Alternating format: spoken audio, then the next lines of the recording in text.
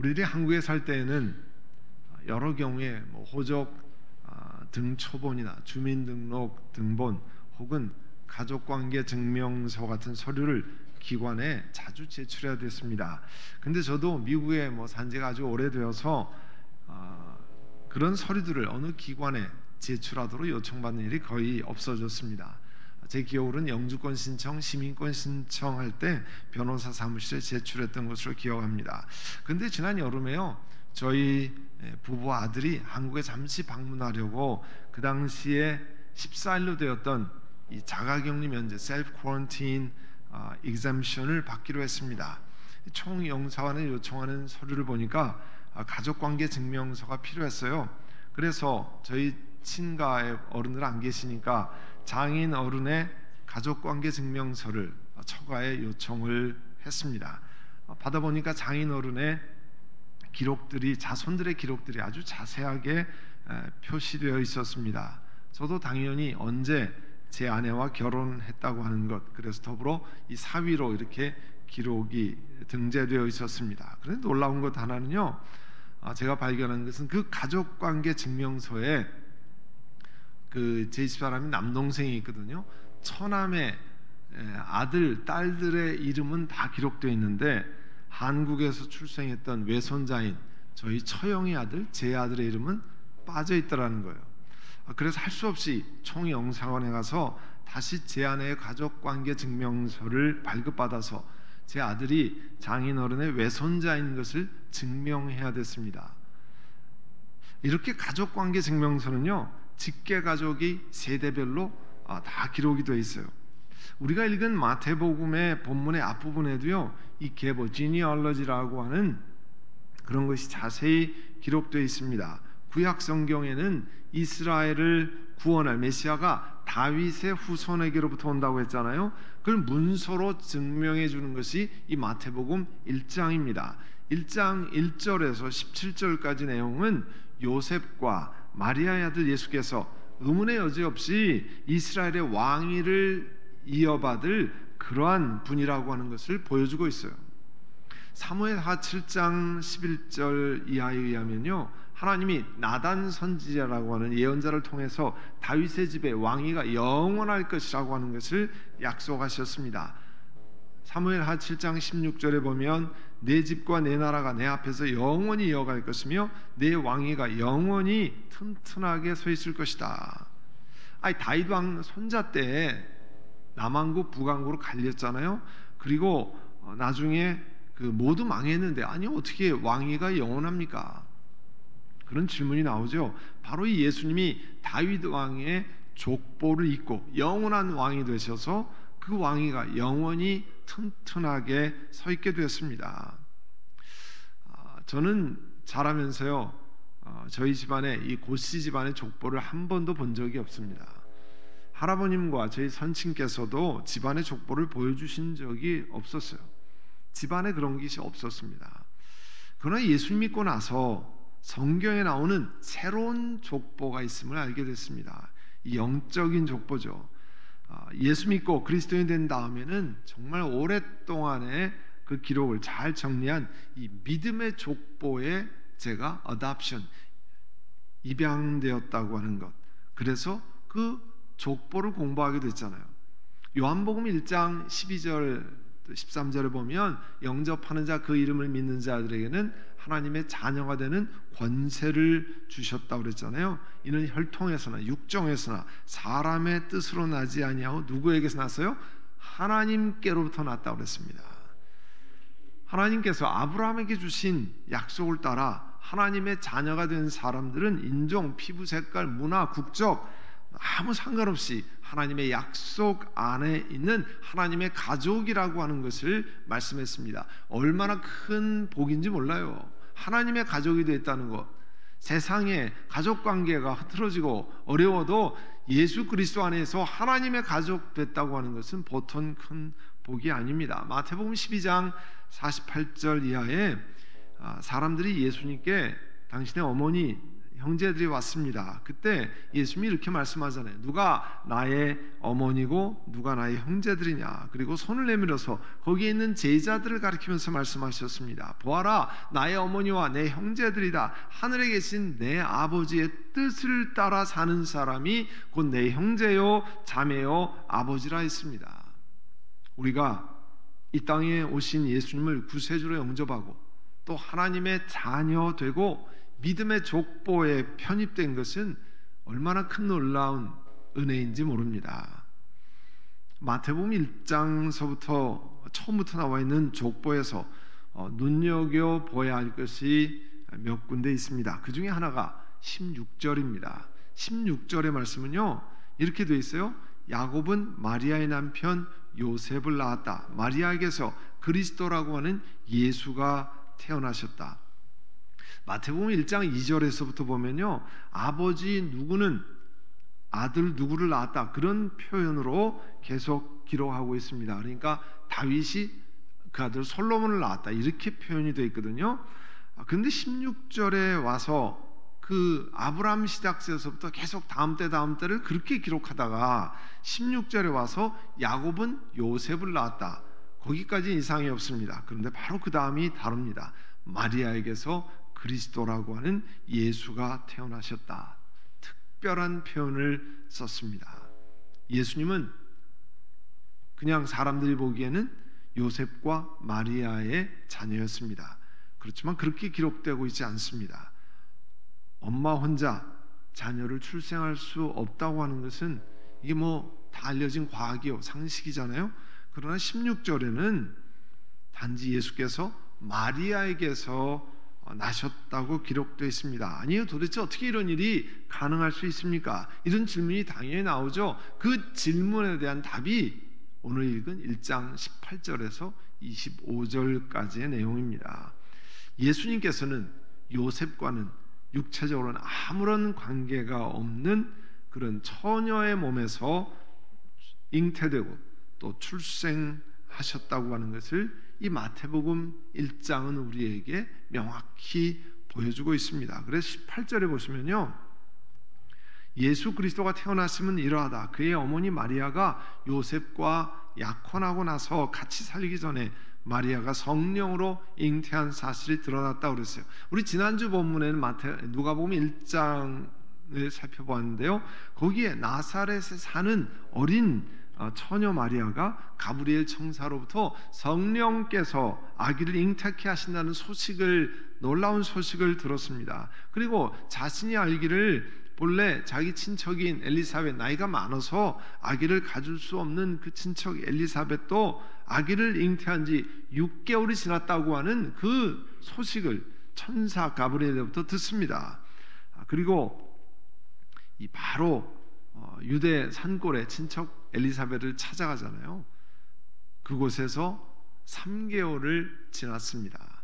다시 이제 나사렛으로 돌아와서 조금 지나면 이제 자꾸만 배가 불러오지 않겠습니까? 아기를 배웠다는 사실이 사람들의 눈에 보였을 겁니다. 아마 가장 가까운 집안 식구들 그리고 배우자인 요셉이 알게 되었습니다. 그 19절에 보시면 마리아의 남편 요셉은 의로운 사람이라 약혼자에게 부끄러움을 주지 않으려고 가만히 파혼하려 했다 했습니다.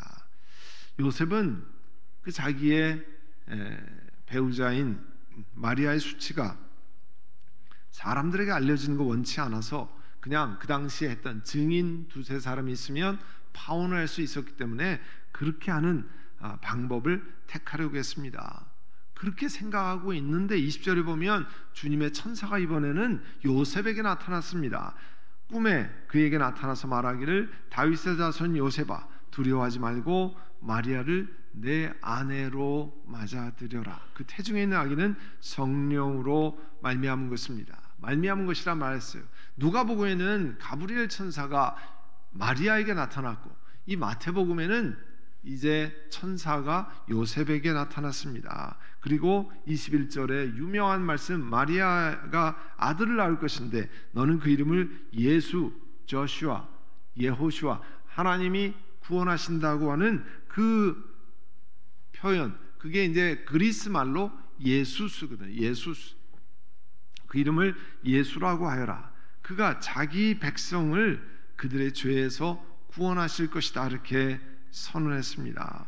요셉이 이 꿈을 꾼 다음에 잠에서 일어난 다음에 24절에 보면 주님의 천사가 말한 대로 마리아를 아내로 맞아들였다고 그랬습니다. 이게 간단한 문구가 아닙니다. 마리아를 아내로 맞아들였다. 여러분, 우리 인간적으로 우리 아내가 다른 사람의 아기를 배웠는데 아내로 맞아들였다. 이거는 그냥 있을 수 있는 게 아니잖아요.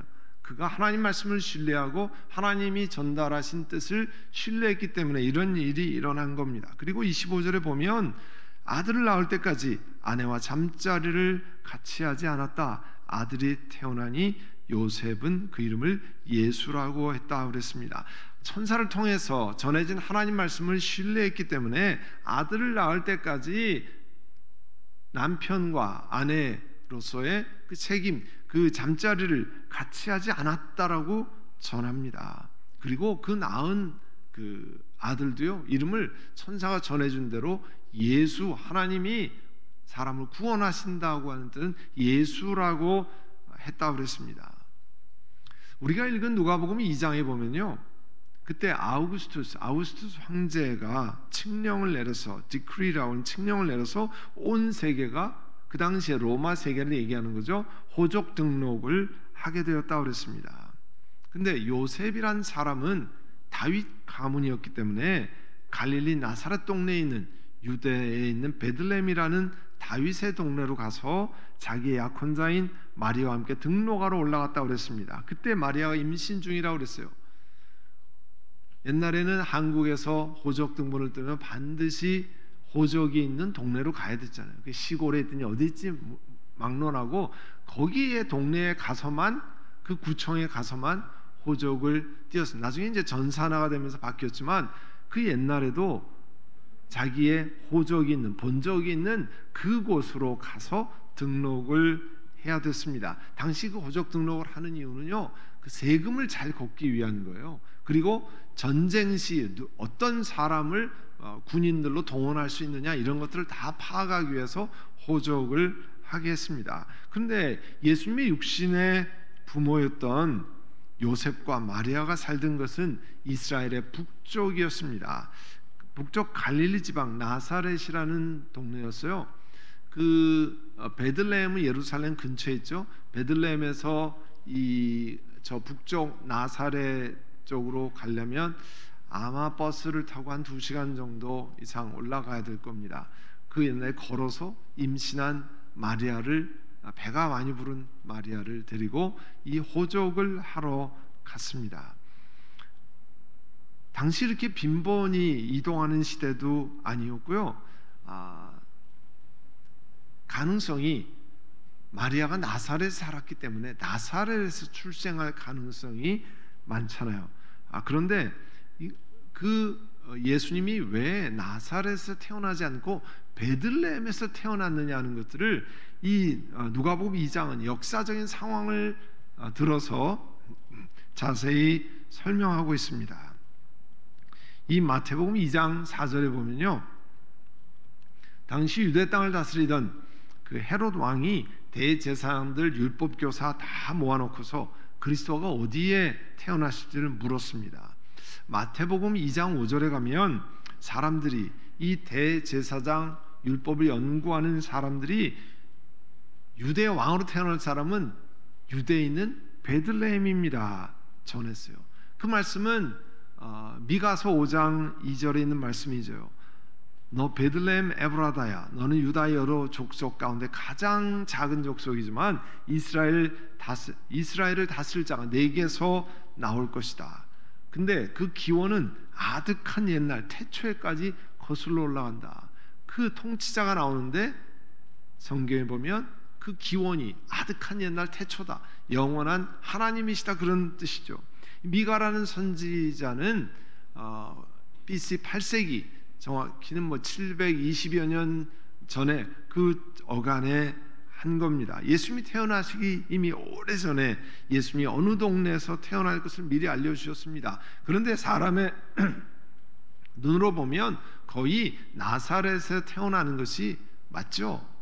그 당시 이동도 없는데 거기서 이 마리아의 몸을 빌려서 태어나시면 당연히 그 갈릴리의 산골 작은 동네 이 나사렛에 태어날 것으로 보입니다. 그런데 예수님이 태어나시기 직전에 로마 황제 아구스투스가 명령을 내립니다. 칙령을 내립니다. 온 동네에 호적을 다 하라고 하는 거예요. 조상들의 고향에 가서 호적을 하라. 그래서 마리아도 함께 그곳에 갔고 그곳에서 이 예수님을 출생했습니다. 낳았습니다. 하나님은 이미 이러한 계획하시고 BC 8세기 기원전 8세기에 이미 그와 같은 것들을 선지자를 통해서 말씀하셨습니다. 하나님이 계획하시고 말씀하신 대로 이루어졌는데 사실 사람의 눈으로 보면 거의 이루어질 확률이 없는 것처럼 보이는데 그런 역사가 말씀대로 그대로 일어났습니다. 요셉이란 사람, 지난주 마리아와 마찬가지로 그가 살던 나사렛 동네에서 굉장한 리더십을 가진 탁월한 지도자가 아니었습니다. 그냥 평범한 사람이었어요. 그러나 자신을 향한 하나님의 뜻이 전달될 때 그것에 순종하는 하나님 앞에 경건한 청년이었습니다. 부정한 여인으로 생각될 수 있는 그 자신의 약혼자와 조용히 파혼하려고 했던 그런 사람이었잖아요. 그러나 주님의 천사가 전해준 메시지 순종해서 마리아를 아내로 맞이했습니다. 오늘 우리는 이와 같은 마태복음, 누가복음의 성경 말씀을 통해서 예수님께서 성령 하나님을 통해서 처녀의 몸에서 예수님이 잉태되었고 그리고 하나님의 말씀대로 베들레헴이라는 동네에서 출생하셨다는 그 과거에 어떤 세상 역사에도 일어나지 않았던 그런 기적의 이야기를 듣게 되었습니다. 그리고 우리가 반복해서 그 말씀을 읽으면서 예수님이 하나님이시라는 사실, 예수님은 사람의 죄를 입고 태어난 분이 아니시라는 사실을 알게 되었습니다. 사랑하는 성도 여러분, 이렇게 예수님은 사람의 머리로는 논리로는 설명이 되지 않는 신비로운 방법을 통해서 우리 모두를 구원하시려고 이 땅에 오셨습니다. 그 구원의 주 예수 그리스도의 탄생을 기뻐하고 감사하는 복된 시간을 맞으시기를 간절히 소원합니다. 기도드리겠습니다. 사랑하는 주님, 이 시간 주님 앞에 감사를 드립니다. 이제 저희들을 건지시려고 이 땅에 참 신비로운 방법으로 이 땅에 오셔서 고난받으시고 죽으시고 부활하신 그 예수님, 오늘 다시 성찬 예식을 통해서 우리 몸에 기억하고 그 생명의 떡과 잔에 접하려고 합니다. 우리 한 분 한 분 우리 영혼을 준비시켜 주시고 주님 앞에 나아가는 저희를 되게 하여 주옵소서. 예수님의 이름으로 기도드립니다. 아멘.